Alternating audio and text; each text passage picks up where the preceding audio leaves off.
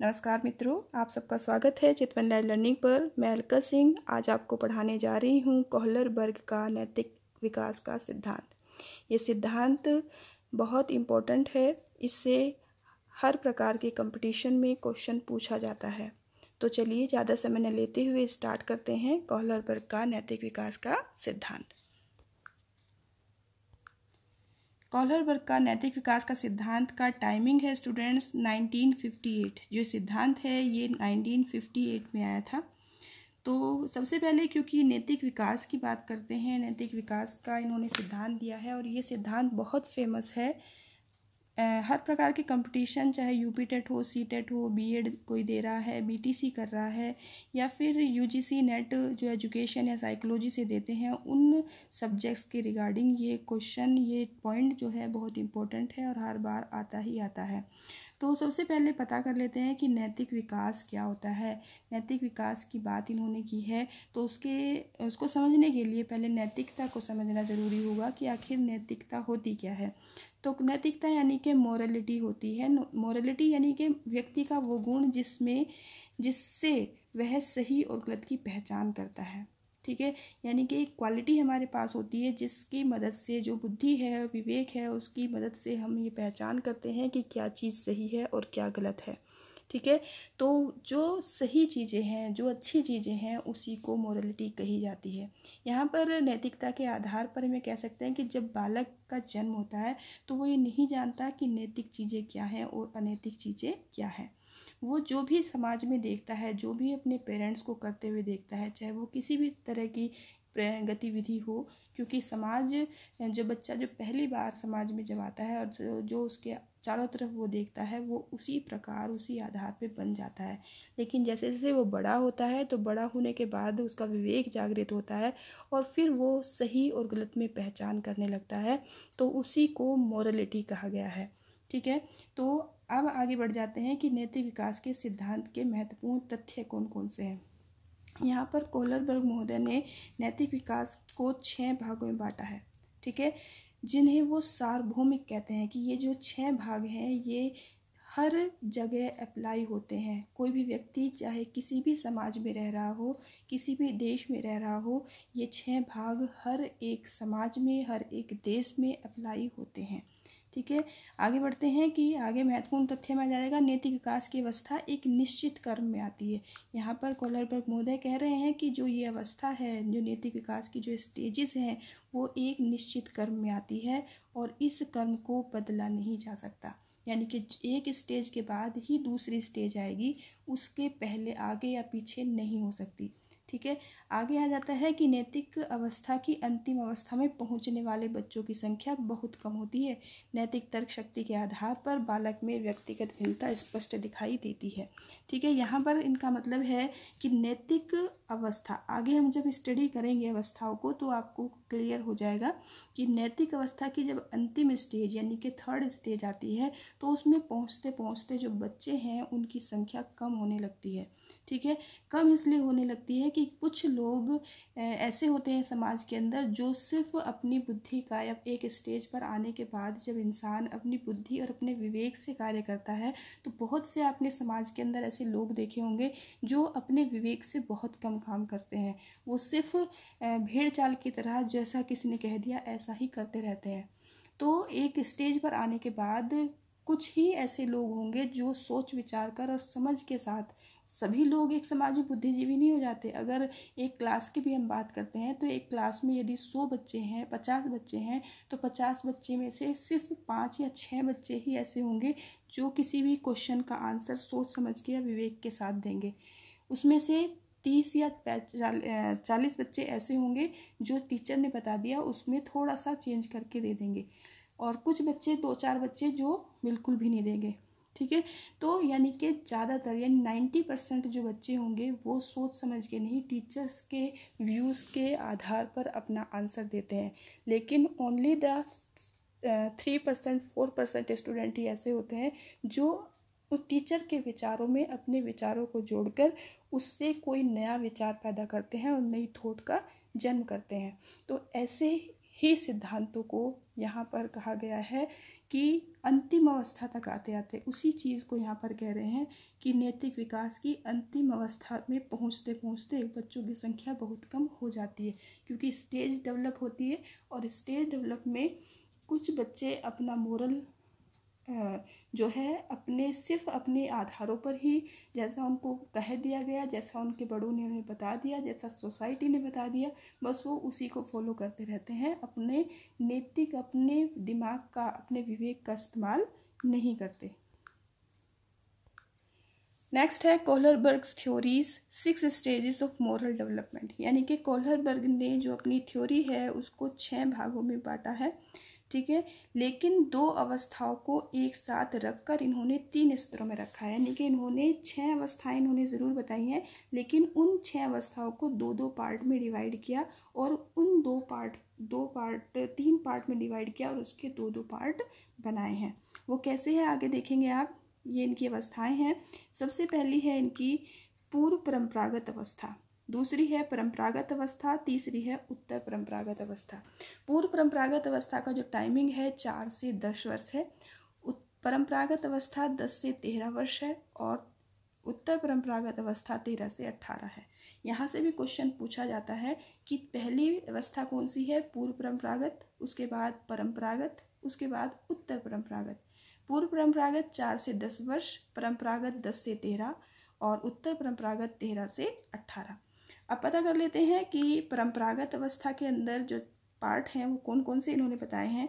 तो पार्ट है इनके, सबसे पहला है आज्ञा व दंड की अवस्था, ठीक है, जिस स्टेज में बच्चा आज्ञा लेता है और उसको जो है पनिशमेंट मिलती है। तो ये चीज़ हम आगे भी इसको पूरा डिटेल में क्लियर करेंगे। तो यहाँ पर पहले शॉर्ट में समझ लेते हैं कि कौन कौन सी है परंपरागत के अंदर।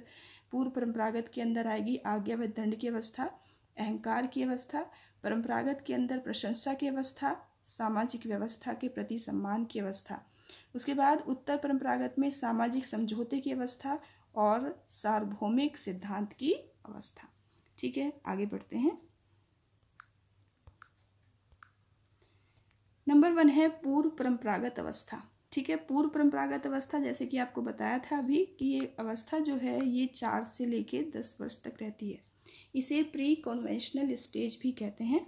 जब बालक बाहरी तत्व या घटना के आधार पर, अब यहाँ पे समझेंगे क्योंकि कई बार पेडागोजी फॉर्म में क्वेश्चन पूछा जाता है कि जब बालक बाहरी तत्व या घटना के आधार पर किसी व्यवहार को नैतिक या अनैतिक मानता है तो उसकी नैतिक तर्क शक्ति प्री कन्वेंशनल स्तर की कही जाती है।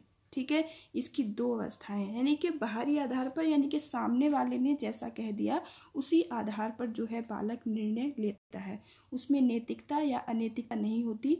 जैसा जब बच्चा बहुत छोटा होता है तो जैसा उसके टीचर उसको पढ़ा देते हैं, जैसे उसके पेरेंट उसको पढ़ा देते हैं, वो सिर्फ वही चीज़ें सीखता है, वो अपनी तरफ से अपना दिमाग नहीं लगा। तो उसी को पूर्व परंपरागत अवस्था कहते हैं कि जैसा आपको सोसाइटी सिखा रही है बच्चा ऐसा ही रहता है, चाहे वो अच्छा व्यवहार हो या फिर बुरा व्यवहार हो।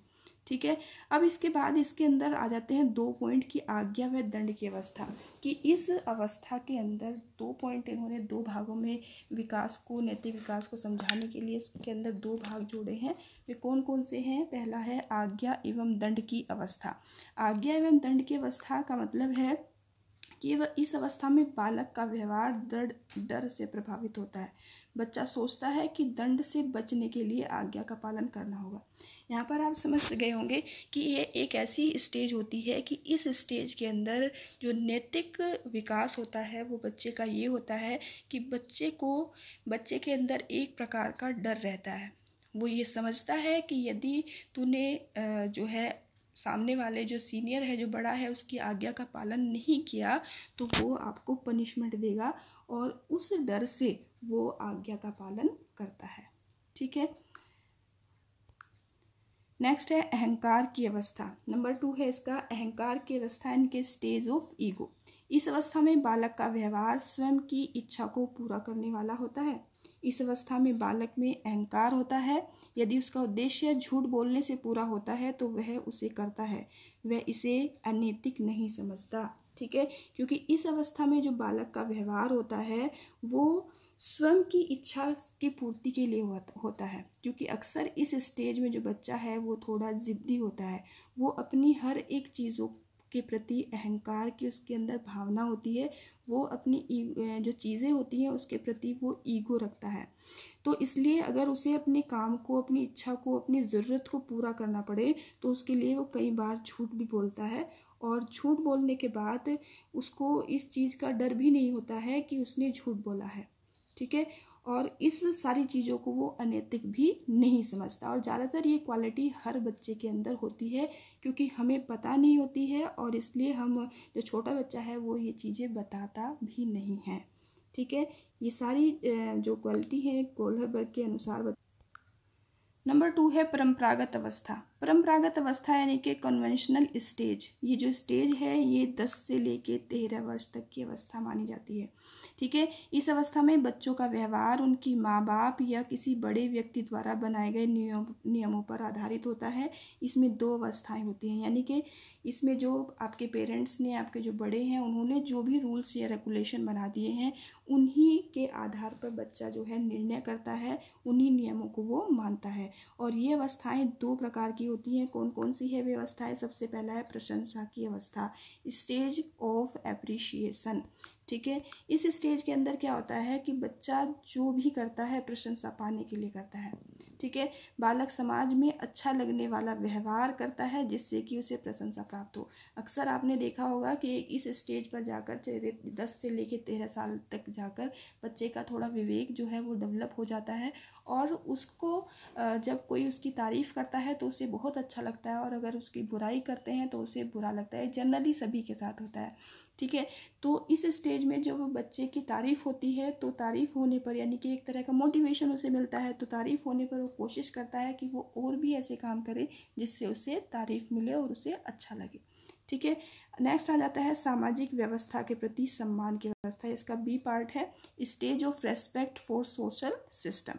इस अवस्था में क्या होता है कि इस अवस्था में बालक सामाजिक आदेश, कानून व समाज के प्रति अपने कर्तव्यों को समझने लगता है, क्योंकि इस अवस्था में विवेक डेवलप होने लगता है।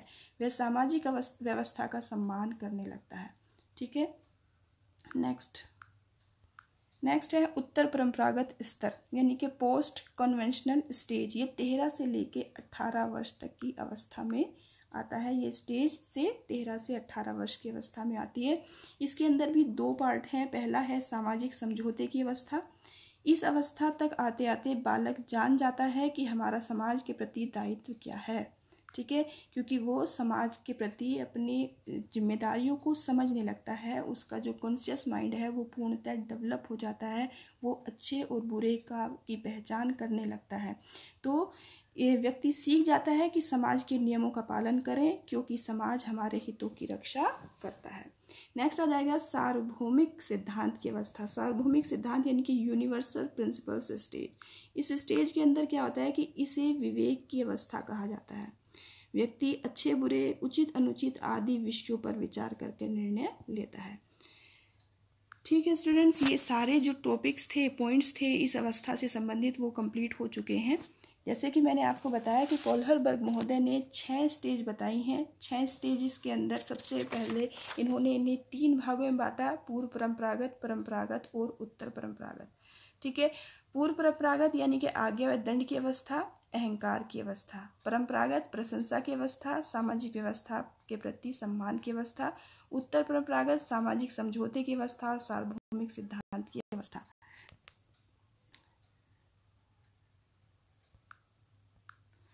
अब मैं आपसे कुछ क्वेश्चंस पूछ लेती हूँ इससे संबंधित, जो आपको होमवर्क एज अ होमवर्क मैं आपको दे रही हूँ और ये होमवर्क आपको करके लाना होगा। ये आपको जो है अपने कमेंट बॉक्स में आप इनके आंसर मुझे बताएंगे, ठीक है। जस्ट टाइम आपके सामने है। पहला प्रश्न आपके लिए है, कोहलरबर्ग का पूरा नाम क्या है? 4 ऑप्शन है, स्टीफन कोहलरबर्ग, लॉरेंस कोहलरबर्ग, जॉर्ज कोहलरबर्ग या फिर रिंग कोहलरबर्ग। नेक्स्ट दूसरा क्वेश्चन है, कोहलरबर्ग के अनुसार नैतिक विकास की अंतिम अवस्था तक पहुंचते पहुंचते बच्चों की संख्या में डैश आती है, अधिकता, समानता, कमी, न ए और न बी, ठीक है। ये आपको इसका आंसर देना है।